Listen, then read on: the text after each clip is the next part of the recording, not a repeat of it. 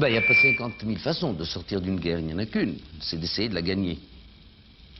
Vous me direz que c'est une affaire qui ne peut pas se terminer par une victoire de l'un ou la défaite de l'autre.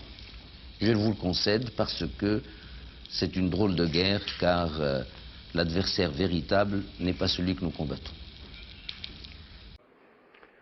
Enfin, tous ceux qui peuvent faire ou écrire ou remonter le cours de l'histoire des 5 dernières années vous diront que ce n'est pas le Maroc qui s'est préparé à la guerre. Ce n'est pas le Maroc qui est un agresseur. C'est l'Algérie, ouvertement, par les premières troupes d'Amgala, qu'on oublie toujours. C'était l'ANP qui a attaqué le Maroc. Elle s'était donc préparée à le faire. Le Maroc n'attaquait personne, ne voulait attaquer personne. Bon, l'Algérie dit, moi, je ne peux pas oublier l'autodétermination au Sahara quand je l'ai appuyé au Vietnam. Je considère que ça, c'est un argument tout à fait spécieux. Toujours est-il que cette guerre nous a été imposée par nos voisins. Mais il y a une chose qui s'impose à nous plus encore, c'est de ne pas être coupé de l'Afrique noire. Ni par le Sahara, ni par une Mauritanie qui ne soit plus mauritanienne. Et quand je dis nous, je parle du tunnel sous Gibraltar. Quand je parle du tunnel sous Gibraltar, je parle de l'Europe. Quand je dis nous, c'est-à-dire nous tous, nous ne devons pas être coupés de l'Afrique noire. Et c'est ce qu'on est en train de faire, ou de chercher de faire, soit par la Mauritanie, soit un peu plus haut par le Sahara.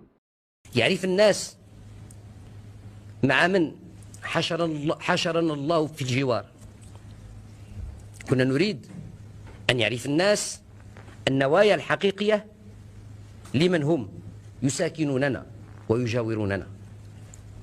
ولله الحمد سبحانه وتعالى فقد انكشف الغطاء وعرف كل واحد بقيمته الحقيقية، قيمته البشرية وقيمته.